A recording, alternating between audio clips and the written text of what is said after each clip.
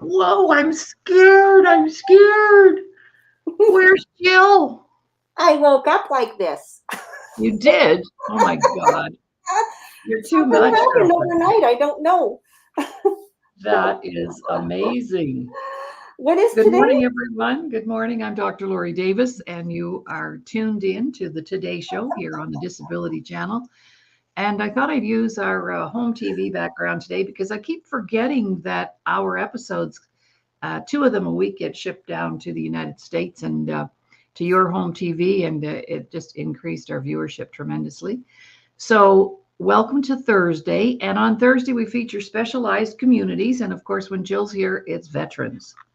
And Hmm. what are they doing now? And where have they been? And you're amazing, Jill, at getting some wonderful people on the show for us. And thank you very much for that. So, Well, over to you for Halloween greetings. yeah. Well, today we have the host of the Hard to Kill podcast because we're looking at zombies today. So we have a great guest today. He's a veteran and an advocate and an entrepreneur, and his name is Dave Morrill. And it's wonderful to have him here today. I'm really excited. All right. So, I'm going to give you the lead on this one, and we'll just welcome Dave to the stage. Good morning, Dave. Morning. How's everybody? We're doing great. Thank you. You're in Montreal, Dave. Jill is in Edmonton and Alberta, and I'm in Drayton Valley, Alberta. So we're across the board this morning. And Montreal, one of my favorite cities in the country. It is my favorite city in the country. And my family, my dad moved to Quebec when I was a child, and we lived in Quebec for about 8 years from Nova Scotia. So always fond memories of our time there. So welcome to the show. Right on. Merci. Wait, wait. Here we are. I'll keep the hat on. I'll keep the hat on. There's Jill. Did your ugly stepsister leave the stage, or what's Yeah, that deal, she girl? had to go freshen up. Oh, all right. Well, over to you, Jill, to start off our interview this morning, our conversation. We do more of a conversation than an interview, actually, these days. Yeah. So over to you, Jill. Take the lead Oh, thank you. and get Thank you Dave so. talking and telling us his story. Can't wait. Yeah, Back I've been in looking forward to this all week because Dave and I first connected a few years ago because he reached out to me offering support and to me with health and wellness. Oh, And cool. we had a wonderful telephone conversation. Can you believe it was almost 3 years ago? And I first discovered Dave's work on social media, and he had a book out regarding mobility. And I'm sure he'll touch on that. But so welcome, Dave Morrow, and thank you for accepting our invitation to come on the show. And so why don't you tell you've got so much going on? Why don't you tell us what you're doing right now, and then we can backtrack. Absolutely. Thanks so much for having me on. I love what you guys are doing here. Anytime we get more veterans speaking out and getting online is always a net benefit. Mhm. So to answer your question, what am I doing now? We got a lot on the go. Uh, Yes. but specifically, we just started a 30-day weight loss challenge that we run every year. It's called 30 to Lean.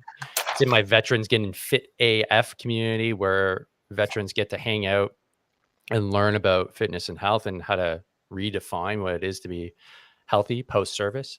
Mhm. Most of us have some sort of injury, whether it's psychological or physical, and I'm no stranger to that. So I share my experiences. I bring on guest experts, and we get to the nitty gritty of what you need to do, and do it in a way so that it's not too daunting. And the majority of us are long gone, or the idea of like having six-pack abs is long gone. So the goal is to just be healthier, ideally for your kids, maybe for your grandkids, and to figure out what it means to actually be healthy. So let's get our weight down. Let's get moving again, and let's thrive is essentially what we're doing. So that's one big thing. And another big thing is my second book. So you can see over my shoulder here.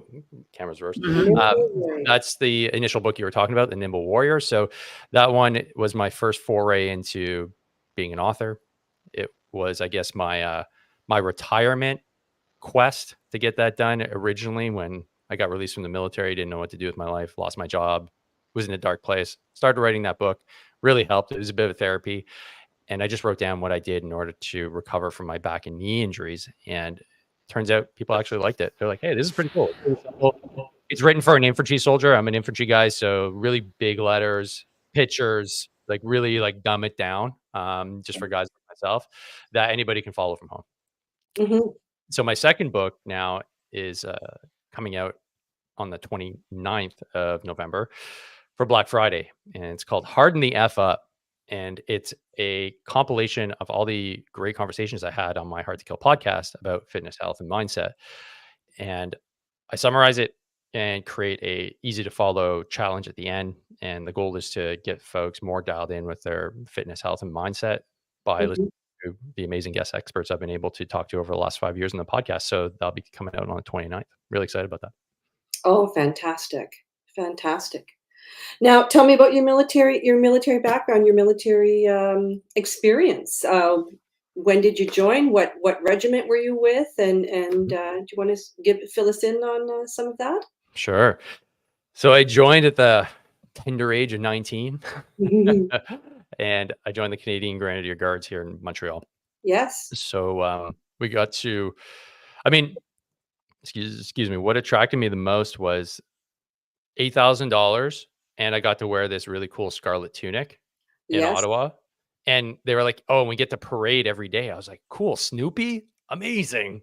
Were you with ceremonial guard? Yeah, ceremonial guard. I worked at changing of the guard as an admin in the 80s, so Oh, wow. I totally get it. I know the CGG, the Grenadiers and the Foot Guards, and so I know the experience. So There you that's go. wonderful. Okay, so you started with CGG. That's it, and stayed there for 15 years. So I did a bunch of times, did a bunch of summers in Ottawa, and really enjoyed it. Had a really great reservist career. I did everything I wanted to do. Did the Cambrian Patrol. We had our own little patrol cell, recce cell. It was great. Like I got all kinds of courses and was an instructor. I'm a teacher by trade, so I loved instructing. Would do that every other summer that I wasn't at the ceremonial guard. Right. And then in 2010, I deployed to Afghanistan as a CIMIC operator. So that was our last combat tour with the Van Dews. CIMIC operator? CIMIC operator, yeah, civilian military cooperation. So we're part of the information operations cell. So CIMIC, PSYOPs, and Intel all kind of work in conjunction. Okay. And my job was essentially to walk around with a backpack full of money and be the most popular kid in school. So, hey, you need a school built? Cool. I can make that happen. You need a well built? Cool. I can make that happen. You need a bridge built, culvert built? Yeah. So, I mean, the Afghans were like really friendly to me for whatever reason. It was weird. And I never had any issues. Who would have thought? So the cool thing was I got to deploy with the American battle group. So I was with the 171 Cavalry out of New York State. And that was just such a cool experience because I was one of the only Canadians on the really small strong point. And, of course I got, ridiculed for, liking maple syrup and being a hockey lover. But besides that, they really, they're my brothers in arms. And, it was an experience I wasn't expecting. So yeah, my war experience was pretty cool. It just in that regard alone. And after that, I spent a few more years in the CAF, but I got injured when I was over in Afghanistan. So I hurt my back and my knee pretty badly. So it shortened my career. I was hoping to eventually, end up in the Reg Force. I was an officer for a little bit. And then that kind of all came to an abrupt halt. So that was it. That was 2016 where it all kind of came to an end. And I just fell back on my teaching career from there. Wonderful.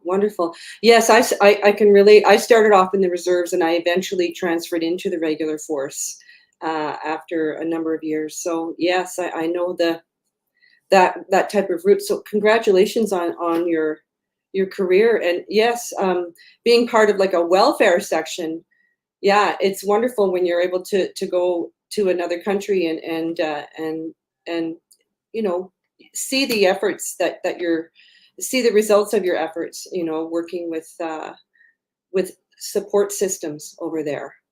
So that's the first I've heard of that. And you're the first veteran I've spoken to who's been involved with that. So that's Yeah, the funny thing is, and as you probably know, here in Canada, the jobs we give sometimes reservists and folks in the military without really any training would probably qualify as a special forces role in any other military in the world. But for instance, psyops we give to reservists, just the university students. Yeah, yeah, you go walk around the Afghan desert in a team of like 4 or 5, and yeah, just go talk to people.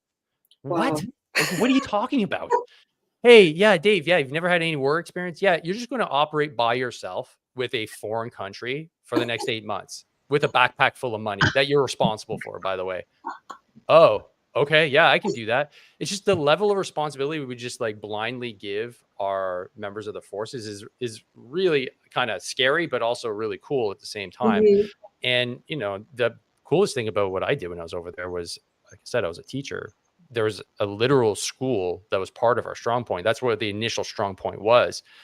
And they built the rest of the reinforcements around it. And so they hadn't opened it yet. And I said, well, okay, this is perfect. I'm a teacher. So I would go do little English lessons with the kids. They teach me some Pashto.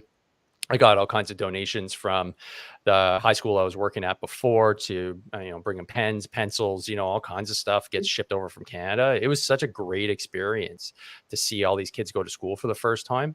That was the highlight of my tour, like hands down, was just seeing that school open and hear kids laughing and just enjoying themselves like kids do. Right. So that was a pretty cool experience. I'm not going to lie. Oh my.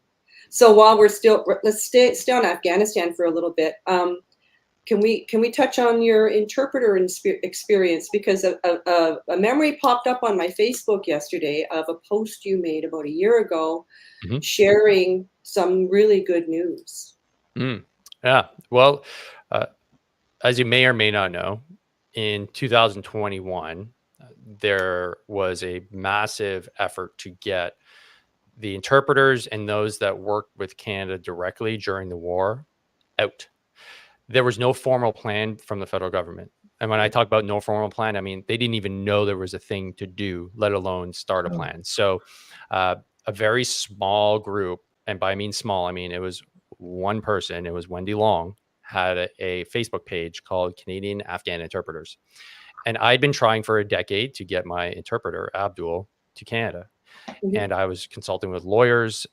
Everyone was trying to take my money. I was trying to consult with immigration experts. They're all trying to take my money. I said, this doesn't make sense. There needs to be a policy. Turns out there was no policy because it was ended years ago. And the goal was to never bring any Afghan back to Canada. And I thought I was losing my mind because I just thought I'm incompetent. I can't figure this out. But in reality, there was no effort to even consider bringing more Afghans to Canada until 2021. And I met Wendy through my interpreter who said, hey, I found this Facebook page. And I just rolled my eyes like, yeah, okay, another Facebook page. All right. But we connected and turns out she was legit. She'd been helping Afghan families for years. Like one here, one there. She was a public servant. She worked for the federal government in the passport department. And so we connected. And then I realized there's something big going on here. And I ended up on a international level Zoom call that I had no business being on because the people that were there were like department minister from the UK, from Holland, from the largest NGOs on the planet. And then who's representing Canada? It was me and Wendy. There was no formal organization Oh. around us. It was just Mhm. two folks that are volunteers. Everybody else had, like, there was generals on this call. So I Mhm. call up my friend who is a fellow grenadier and he's a reporter for Global. I said, are you aware that there's a thing going on? He's like, no. And so I took a screenshot and I took of what was going on. And he goes, oh my God, let me get back to you in a second. And then the ball started rolling. So I got on Global News and then I made a Facebook post about the urgency behind what we need to do here. And then people woke up because it was embarrassing for the government.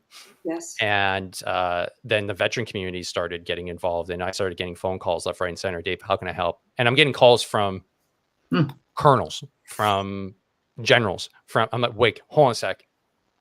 This is above my pay grade. I don't know what I'm doing. Mhm. So it got intense.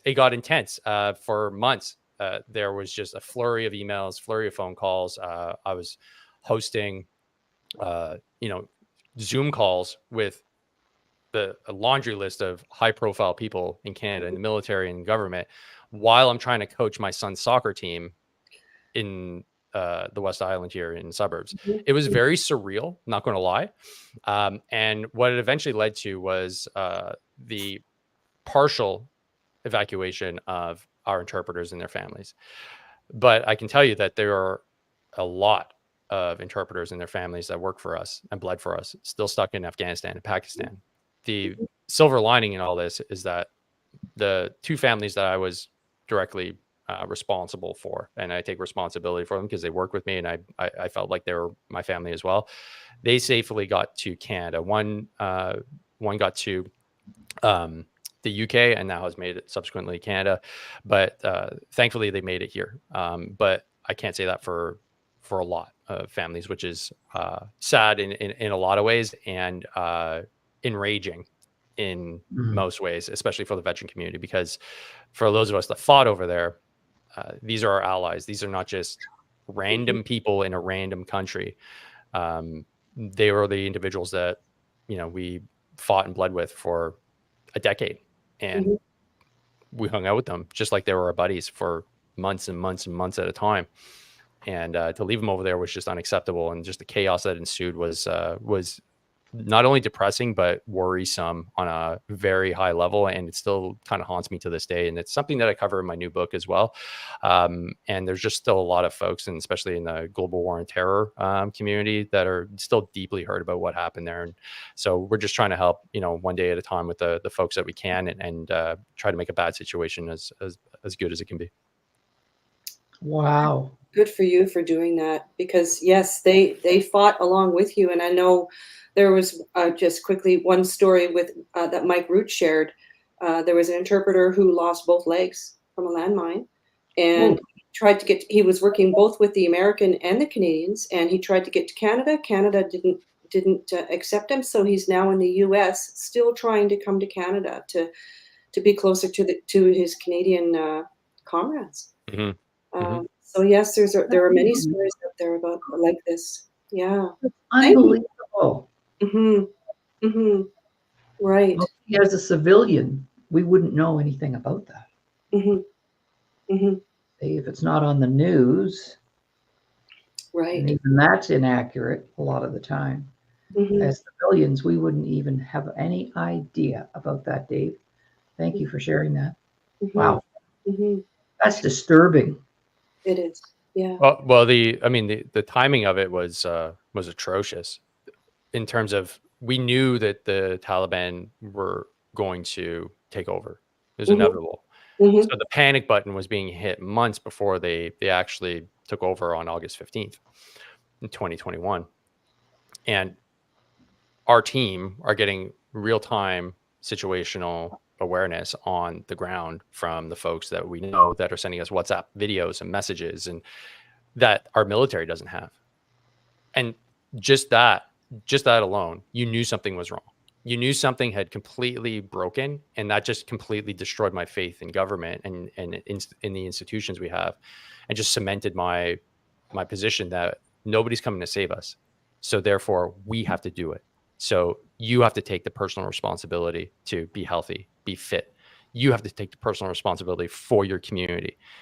There's no government that's going to save you. And the fact that they called an election in the middle of the fall of Kabul, like it was at the exact same time, people were screaming, you can't do this now. This is a major international event. You need to postpone and push it, because this has serious geopolitical implications if this fails. And it did fail. And we see now in the news, and that's the thing. I mean, you can be very myopic depending on your worldview and what you've been involved in. But the news stories keep on coming out on how badly managed this was and how much corruption there was. But I think the average Canadian, there's so many other more important things going on in their lives that this is just an inconsequential news story. But the veteran population being so small here, we can't create enough waves, because our population, in all honesty, of global war on terror veterans is maybe 40,000 in a country of almost 40 million. And in total, the amount of veterans we have is maybe 500,000, maybe 6 at most. So for our voices to carry, it takes a lot of effort for us to actually have any kind of impact. And that's why I have a podcast that tries to bridge the gap between the military, veteran, and civilian worlds as much as possible. And knowing that we can't broadcast news on our social media platforms, a podcast is one of the only places that you're going to get the stories that are behind the story in a lot of cases. And that's why they're so popular these days. And that's why I do what I do. Mhm. Right. Now, segue into your podcast. How did you get involved with advocacy? And when did it all start and how? Well, I don't consider myself an advocate. It's funny that you say advocacy. I just consider myself a curious kitten that wants to know more. And Mm-hmm. so I bring people on to the show to talk about things that are relevant to our lives. And by our lives, I mean the veteran space, the military space, Mm-hmm. because we're all human at the end of the day. So it's not like things affect us kind of any differently, but the context is different. Mm-hmm. So that being said, I got started in podcasting because I was depressed and I was sitting in my basement and I didn't know what else to do. And so Hmm. I had a business coach that said, "Hey, just try everything because you're just starting. Nobody knows who you are. Mm-hmm. Nobody's even going to listen. Maybe your mom is going to listen to your podcast, but that's about it." So he's like, "Don't worry. Like nobody's in the audience. So just go ahead." So I said, "You know what? I've always kind of liked talking to people and learning from them." So I just started and it slowly turned into advocacy only because I realized there's big gaps Mm-hmm. in our, you want to call it healthcare system, but in just the way we treat veterans. The VA or VAC here in Canada, they're technically a support agency, but they're not there to save you. Yeah. And when you realize that, oh man, like there is a huge amount that you're missing if you just focus on what your doctor and what the Veterans Affairs is kind of helping you with, that you need to be well aware of a lot of other issues and listen to the experts and don't listen to me. I'm an infantry soldier. Like, yeah, I have some opinions, but ultimately listen to the experts that hop on the podcast. And I tackle some political things because of the relevancy to how it affects a lot of us psychologically, Mm-hmm. and moral injury being one of the major ones. And that's why I covered the Afghan withdrawal and the Afghan issue so heavily on my podcast, is because there wasn't anybody covering it. There was, I was on national news about twice a week during the height of this in both French and English. And that was interesting for me because I'd never done that before. But what I realized is all they want is a soundbite. All they want is a small clip. And they try to corner you into either, committing to an idea that is not quite what you're saying, and straw man you into saying something that is leaning one way or the other. When in Mhm. reality, I just want to have a long conversation and just kind of explain my point of view. So that's how I frame my podcast. I just want to have a longer conversation with the folks that are making a difference, and I want to be the mouthpiece, if you want to call it that, for folks that are trying to do good within the community. And that's kind of always been my intent. So it's been 5 years now. I've been awarded the best Army veteran podcast in 2022. Awesome. So that was fun. That was fun. Yeah. And as it stands right now, I'm kind of bitter about this, but I'm ranked number 2 in military podcasts in Canada, behind the Army podcast, which I don't think is fair. They get the full weight of the Canadian Armed Forces behind their podcast and their views. It's all based on Facebook. It's all based on Facebook and Twitter accounts. So I'm going to say I'm number 1 for the time being, but I want folks that are listening to make that decision on their own. So you should definitely go check it out. We cover, new topics every week. Right now I'm on a big testosterone kind of push to ensure that the guys get their blood work done, because I didn't realize it, but my testosterone's messed up. And a lot of the guys think that they have depression, when in reality, if your testosterone is bottomed out, there's no way that you're going to feel good. You're going to feel like crap, and you might be getting psych meds, when in reality you need testosterone. And that could Right. be the change that we need. So it's just bringing awareness to topics that nobody's going to tell you in the doctor's office. So that's where I hope I have the most impact, is just individuals realizing like, oh wait, I never even thought of that.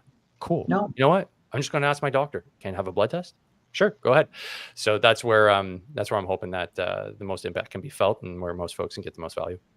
And in this whole process, you've connected with many veterans. I know one of our buddies, Dave Bona, is watching. He's Yes, he is. yeah. And so you've connected, and I mean, everyone that I connect with, they know who you are. And last night I was having supper with a couple of Army buddies, and I said, guess who I'm having on the show tomorrow? Dave Morrow. And my friend Anthony was wearing his T-shirt because he's part of one of the lawsuits, because Nice. there are lawsuits here in Canada, with groups of veterans with different issues. Yes. From drinking water to mandates to sanctuary trauma to yes. There's almost too many for my podcast to handle. And so the funny thing about getting a little bit of traction is that you start getting messages on Twitter, especially, hey, I got this thing. It's like, oh man, this is bad. Oh, I'm only one guy with one editor. It's like, okay, all right. Let me get back to you on, XYZ issue. For me, I think it's decades of not having a voice. Whereas if I look to our brothers to the South, the Americans, they like getting to the root of the issues. And, they have their First Amendment that they'll die for. And their free speech, like, they will go hard at individuals, hold them responsible. And that's just who they are. So especially in their military, I mean, we see some, things being exposed, but ultimately they have so many folks that have served at all levels of government and in industry that they kind of understand what's going on, and they'll listen. But one of the issues I feel we have here is that there's very few people in government that have served. There's very few people in business that have served. So few that we're not recognized as a credible voice. And so if we have a story to tell, I'll give you an example. With the shots that went in our arm, there was ATIP requests that came from the Surgeon General to the Chief of Defense Staff that I got my hands on. Somebody sent them to me. They said, hey, you should go over this in the show. So I went over it and I said, wow, this is a bombshell. They said, don't do this. The forces is fine. This will not improve the health of the forces. They've already got great uptake. Don't do it. It's going to cause legal issues, and it's going to cause civil rights issues or human rights issues. Cool. Got it. But they went ahead anyways. And I go, this is an insane document I'm reading. That was 2 years ago. Only now are the news agencies picking this up. And I go, well, that's weird. How is it that me, this tiny podcaster, is able to get this information out there, and then only when there's a more credible news source that actually can talk about it does it actually gain traction? That's where I'm hoping to kind of bridge that gap, where I think there's going to be more folks coming towards the podcast, realizing like, oh, and I'm not the only podcast that's doing great work. You had Mark Meinke on, I think, recently. He's doing excellent work too.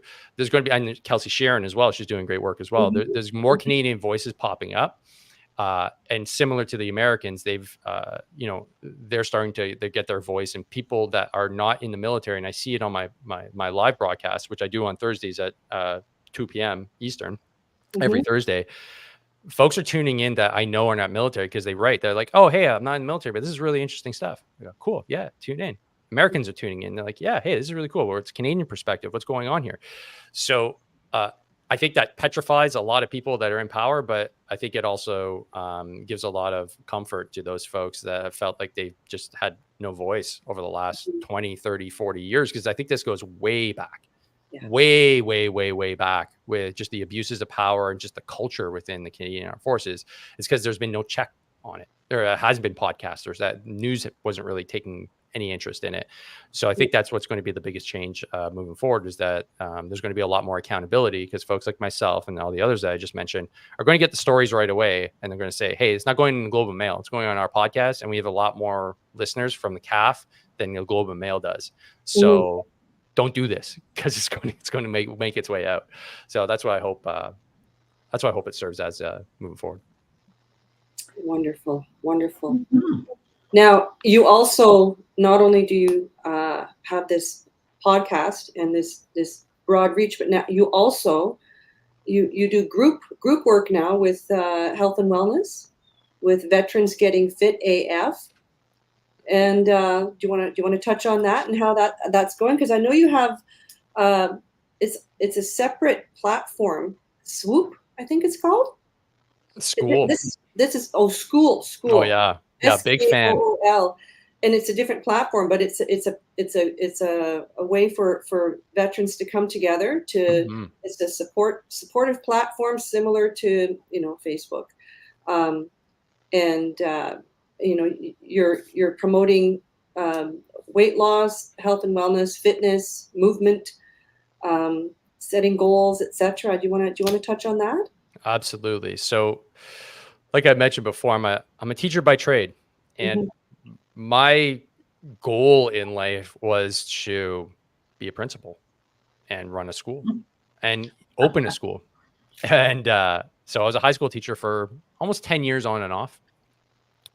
And I have my master's degree in education. So if there's anything that I know, it's how to teach. That's the only thing that technically I am qualified to do.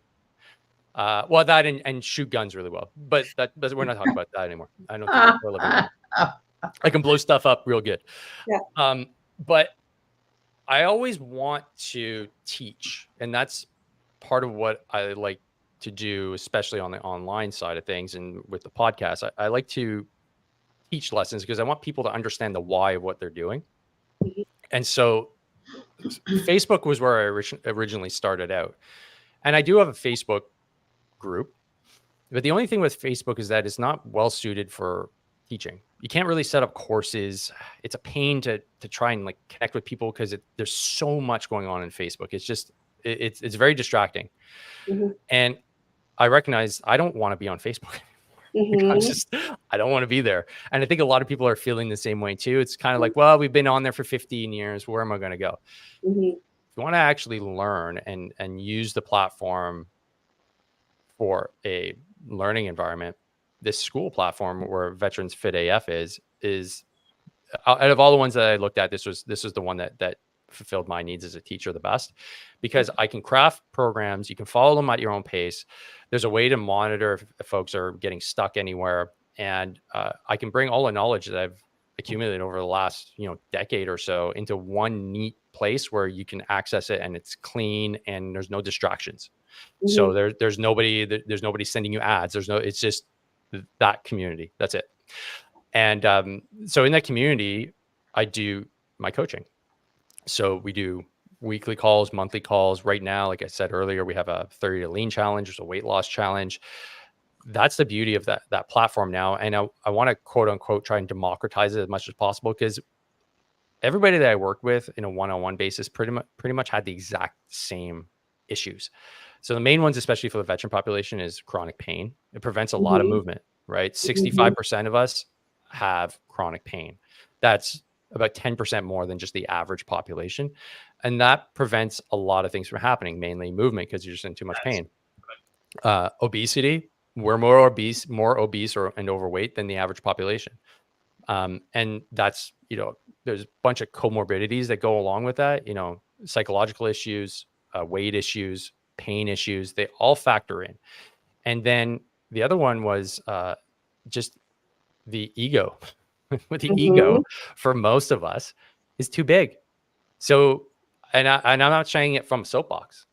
This was me. So I understand it a lot better, because I was that guy that figured, well, yeah, but I can do CrossFit 5 days a week. Doesn't matter that I have 2 kids and a mortgage and, I'm dealing with mental health issues. And no, I can compete like an athlete. So I can go hard every day. Why not? That's how you get lean and fit, right? But at the end of the day, I've got injuries, I've got mental health issues, I've got kids, I've got a whole bunch of other responsibilities. So how do I quell the ego and just be okay with the fact that I can just go for a 30-minute walk? Don't put a rucksack on. Don't put the rucksack on. Leave it at home. Just go outside. Go do a lap. It's okay to not suffer when you exercise. And bringing it down. I've worked with, assaulters, they're retired. So like these guys, they go hard, but they're overweight, they're depressed, they want to get back to the gym. I'm like, Yeah, okay, but why? Well, I gotta be in the gym. Why? What's your goal? And ultimately, most want to just be healthier, and that doesn't require a six pack. That doesn't require a CrossFit membership. That requires just consistency and doing the same thing over and over again every year and every day, so that you actually enjoy it and watch what you eat in terms of how much you're putting in your face or how little you're putting in your face, and just adjust it. And once you get that habit down, you're good for life. And that's kind of how I want things to roll. And if you want to take the next step and you have a bigger goal, like, hey, I want to do the Ironman. Okay, that's specific. We got to work on a lot of things there.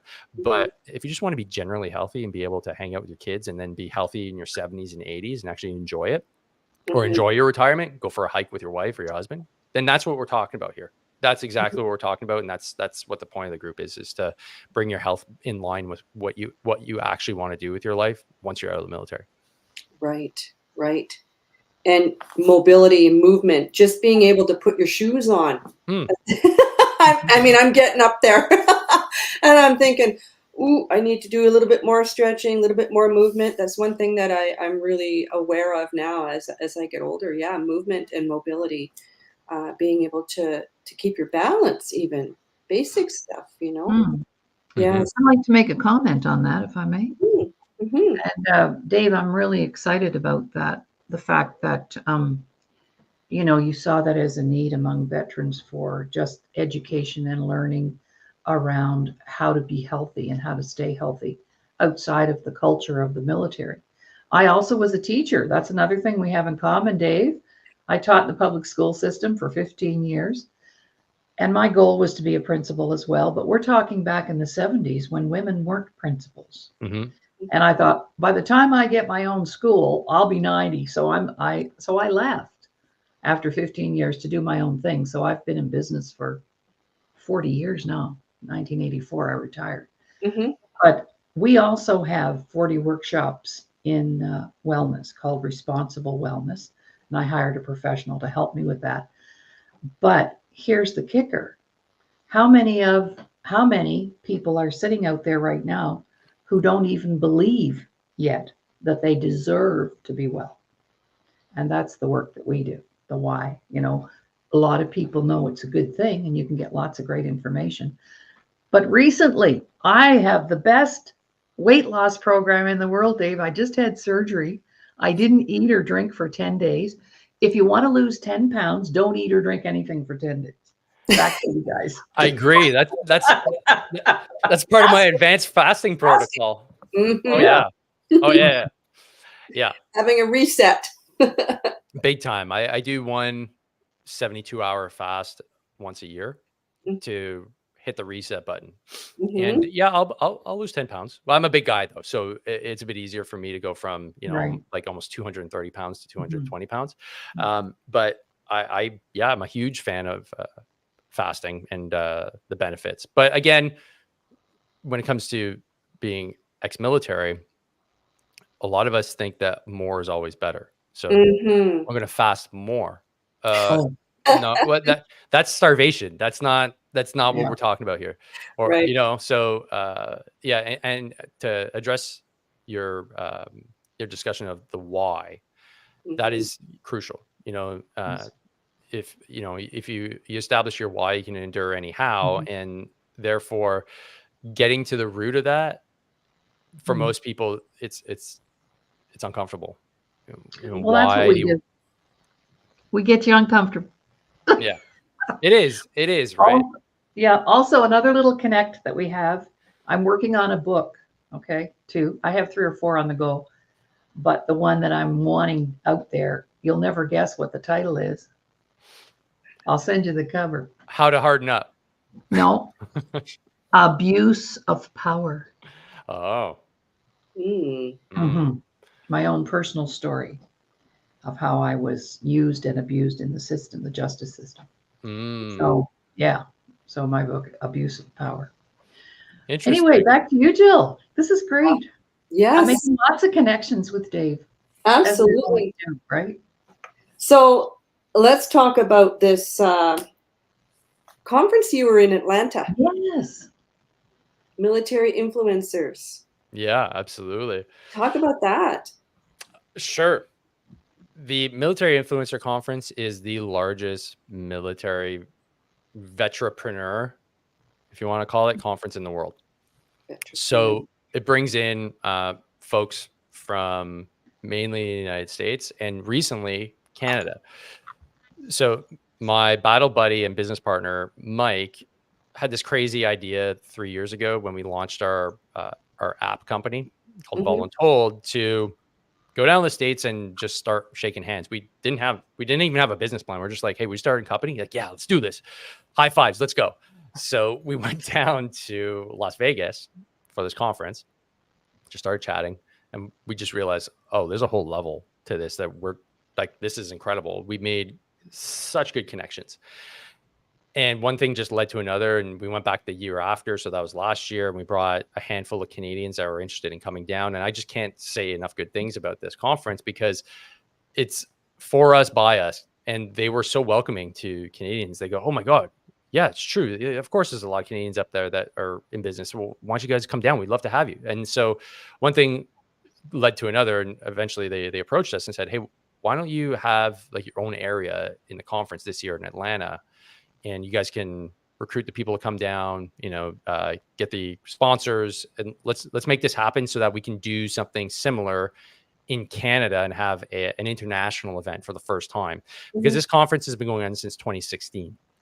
It was started by Army veteran Cortez Riggs, and now it's huge. It's like the gem in the veteran and military entrepreneur space, with over 3,000 people attending, and Mm. musical performances and comedy shows. Jon Stewart was one of the keynote speakers this year. They go all out, and you can see that they really appreciate their veteran community and their business community. Mhm. So to be a part of that was huge, and I have to say it's one of the best professional moments of my life, having been part of this. And we had Dallas Alexander come down, so shout out to him for saying yes to come down to Atlanta on this text message months ago, like, hey dude, you want to come down to Atlanta and play some songs? Like, I guess. So that was great. And then we had 18 Canadians come down and highlight their businesses in a concept we called Canada House, in homage to Canada House in Kandahar. Yes. Yes. And it was just great to see the interaction between all of our companies and the Americans that were down there, asking tons of questions and building those bridges. And then taking the next step and starting the planning process of actually having our own conference next summer in Canada. So we're really excited about that, because my mission is really to help 100,000 veterans lose 2 million pounds. But there's a caveat to that too, that once you get healthy and once you start to thrive, I believe, because this is what affected me the most, was starting a business, because I struggled to find employment. I had 8 different jobs. I just couldn't make it happen with my injuries and my psychological issues. It was just hard to kind of stay employed, and the questions about why am I taking so much time off, and why are you doing this, and why are you off today? I couldn't deal with it anymore. And having been fired numerous times, I realized, like, I'm not meant for the job market anymore. But what I can do is create my own world and create my own empire. And I realized that this is where I can thrive. And I think a lot of veterans here in Canada just don't even consider it as a potential option, because we don't have the culture here of entrepreneurship. So what we want to do is start changing that conversation, because we can see the benefits that it has. And not everybody's going to be an entrepreneur. We understand that, but we have a young crop of very high speed veterans that have fought the wars for the last 20 years. We're young, we're in our late 30s, 40s, like myself. We still got gas in the tank, and we want to find purpose. And what we often lack here is the ability for the system to give us a new purpose, because we think it's just going to be given to us because we're military. So we go, well, the government will find our new purpose. No, you have to seek it out. You may have joined like me at 19, 18, and had just pre-installed purpose. Once you're out, that kind of fades. And even for those folks that don't want to start a company, when we can start building bigger, better veteran-owned companies, then we can hire more veterans onto those companies, because that's what I do. My team is it's small, but that's who I have on my staff. I have veterans because I know they're reliable. I know they're going to get things done, and I can have a real conversation with them without them getting all kind of ass hurt, if I can say that on this show. Yes. Yeah. and then we can have a beer at the end of the day. So that's what I like to see, and that's what I like to push a little further down the road. And so I think we've got a lot of momentum moving forward to get this started, and it's going to be really interesting to see where this type of conference and the cultural change it's going to have in Canada, especially in the veteran community. So that's there's more to follow on that. Let's just put it that way. Do you have a time frame of the Canadian conference in Windsor? We're looking at this summer.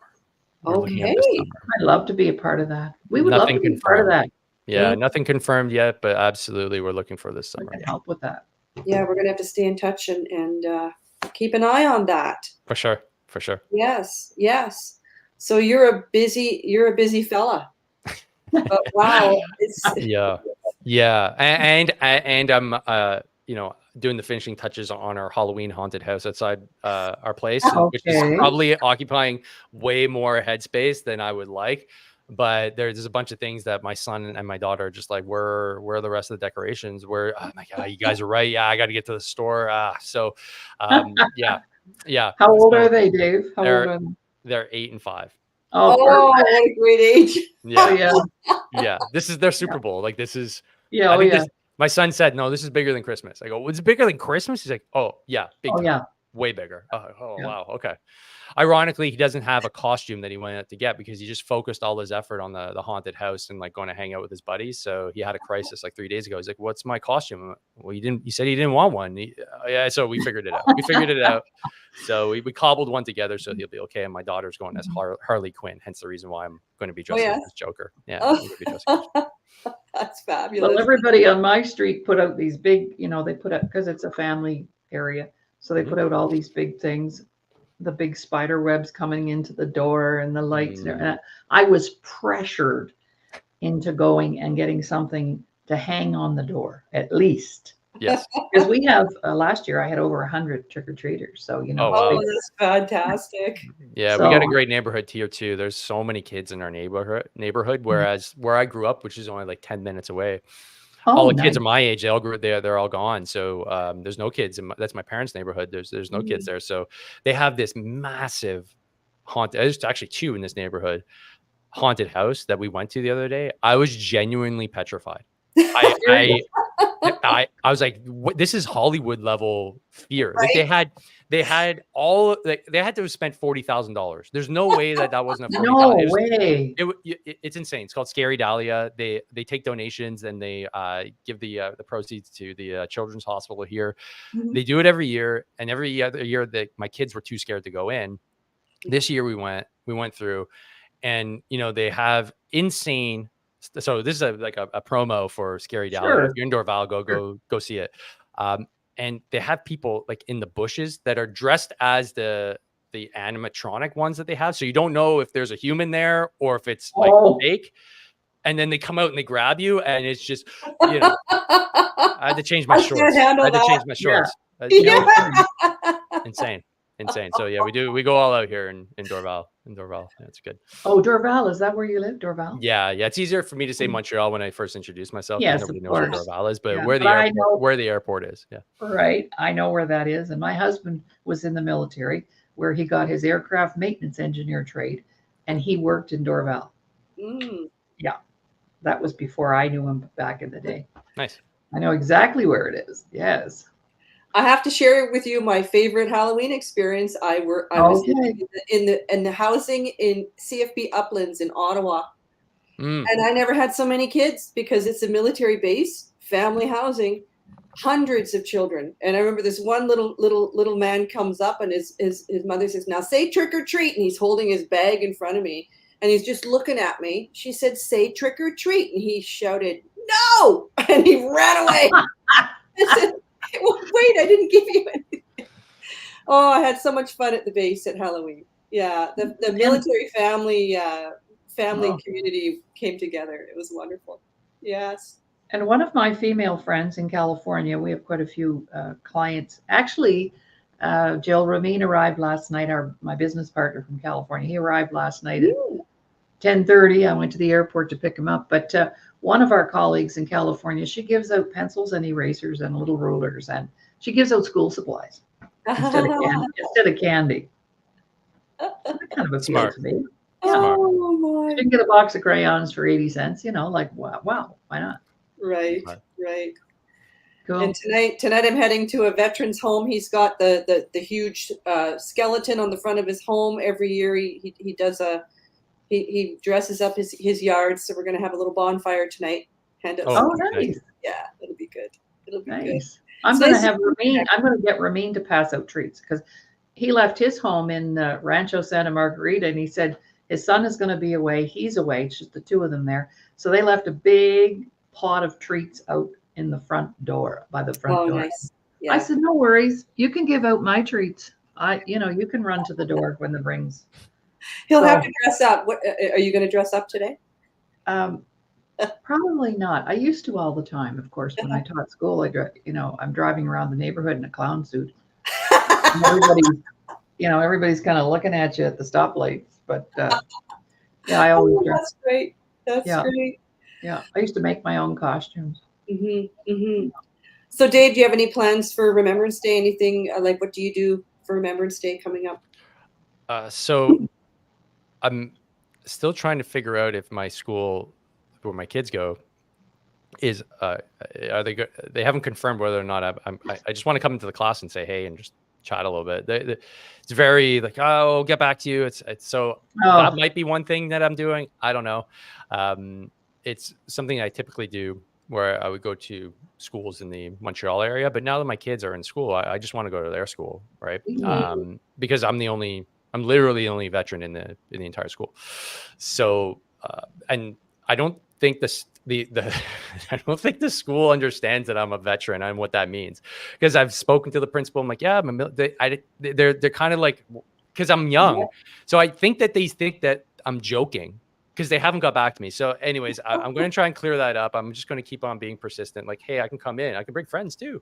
Right. So that might be one thing, but we're going to Ottawa. We typically go to Ottawa.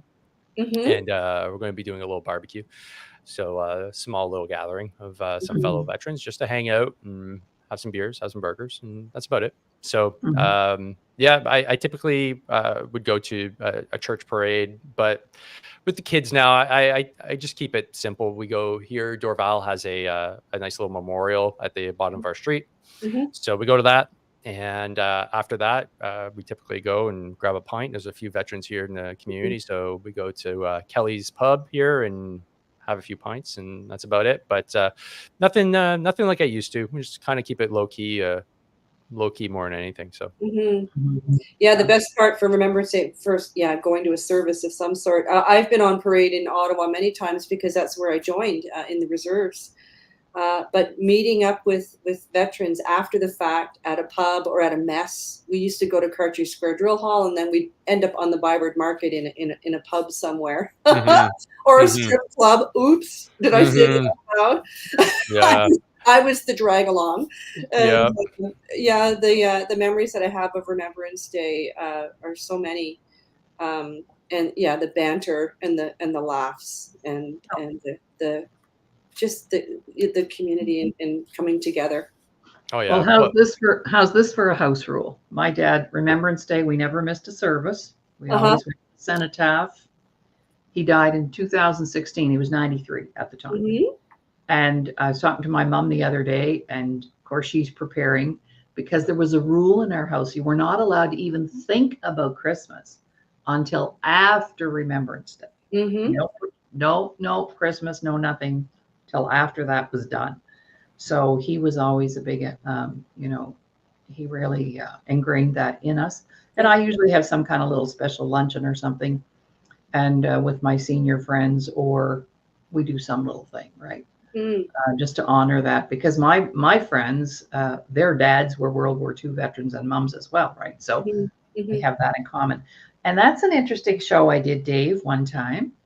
I had a panel of 4 or 5 of us in my vintage. I'm 75, so in my age bracket, because we were all daughters of veterans, and how that impacted our childhood.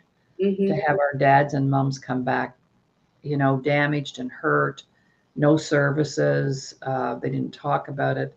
They drank too much, or they, so yeah, it was pretty interesting to hear everybody's common threads as a child of a veteran. Yeah, absolutely. I mean, like for me, right, it was Grandpa Morrow, so my dad's dad.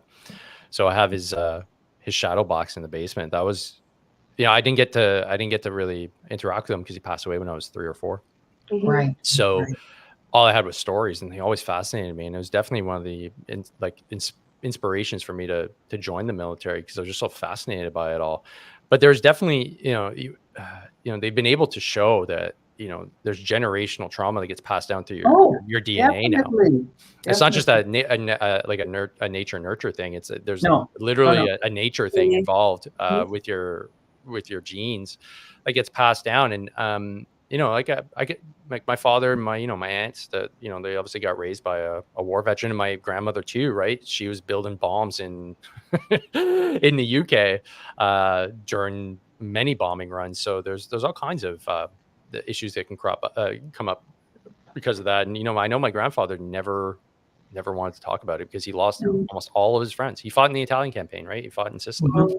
So unfortunately, I'll never get a chance to actually chat with him about it, but it would have been fascinating to be able just to try and pick his brain. And I had a great uncle that served as well, a few great uncles that were just like hilarious. They would chat about it, but it was always just stories about liberating Holland and stuff like that it wasn't like serious stories, but I got little snippets here and there.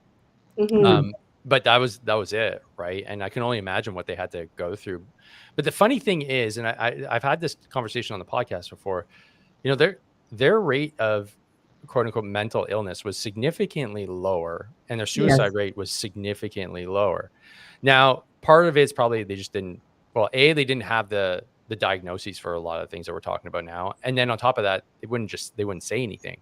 But I think it's curious, like the lack of suicides, I think, is a cultural thing. I think it's just because, and this is how I see it for our crop of generation, is that our crop of veterans, is that there's something that deeply affected our soul, because the World War II veterans, they beat the Nazis. Like, it's a big deal. Like, it was an evil that had to be eradicated, right? And everybody, like, it wasn't like, oh, there's a war going on. Everybody knew that everybody was involved in the war. Right. So when he came home, there wasn't any, oh, well, how was that? Or like, how everybody had somebody that knew what the war was like. So there was a communal understanding of the experience. I think that's one of the reasons why it's so hard for a lot of us to come home, is that the dirty, ugly, murderous things we had to do for our country are just not recognized. And that destroys you as a human being, because you're not supposed to do that. We're not supposed to kill people. We're not supposed to murder people. It's wrong. You go to prison for it, but our state said it was okay. But then we come home and then we don't get the respect and the head nod, like, hey, thanks for doing our dirty work. And I think that just wrecks you. And that's not just my philosophy. That goes back to like Nietzsche's philosophy and Carl Jung, and that deep psychological impact that war has on you. If you don't have the moral support, that is like that unwritten contract between you and your government and you and the people that you went to quote unquote fight for, that's going to completely eviscerate your ability to move through life without having some serious issues. And I think that's what we're missing. So I try to broach that subject as much as possible. And that's why, like, Remembrance Day is such an important day, because that tries to bring everybody together. Like, it's not just for veterans. It's remember, this was insane. We don't want to do this anymore. But also, we don't want to don't do it on a massive scale. Like, we just want to only have like small wars where we're not fighting wars. We're just doing peacekeeping, or we're just doing, missions where it's just a small select group of veterans that do the dirty work and then come home and then we can just forget about it. Like, that's not the country I want to grow up in and have my kids grow up in. I want to make sure that everybody knows there's a heavy toll that needs to be paid. And if we commit to war, there's a serious engagement. That's probably the most serious any country can do, which is send their sons and daughters off to war. So that's what I'm hoping to do when I go into classrooms, just be like, hey, like, this is a real thing that you will likely have to do if we don't smarten up. Clean things up. So, Well, I hate to be the bad person in the room and say our time is up, because we could probably talk for another hour. Yeah. But Dave, I just want to thank you so much for taking time out of your busy schedule to be here with us today. absolutely. And Jill, thank you for all the amazing questions and comments and connects. And we'll look forward perhaps to having you back some other down the road. Like, Yes. we all need to collaborate because we're all talking from the same page. Mhm. We're just all using different ways to get it out there. So thank you for that. Right on. Well, thanks for Thank having me you, on. Dave. Really appreciate it. Thanks for all you do, Dave. Thank Yeah. you. Thank you. Thanks.